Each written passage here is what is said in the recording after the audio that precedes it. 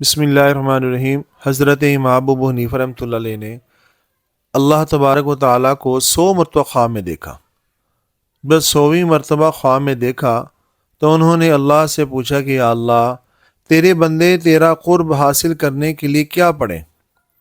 تو یہ دعا اللہ رب العزت نے خواب میں بتلائی: سبحان الابدی الابد، سبحان الواحد الاحد، سبحان الفرد الصمد، سبحان رافع السماء بغیر عمد، سبحان من بسط الارض على ماء جمد، سبحان من خلق الخلق فاحصاهم عدد، سبحان من قسم الرزق فلم ينس احد، سبحان الذي لم يتخذ صاحبة ولا ولد، سبحان الذي لم يلد ولم يولد ولم يكن له كفوا احد۔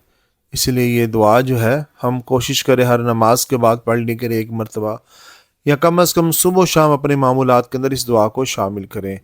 اللہ تعالیٰ اس دعا کی برکت سے ہمیں اپنی محبت نصیب فرمائیں گے۔ السلام علیکم ورحمۃ اللہ۔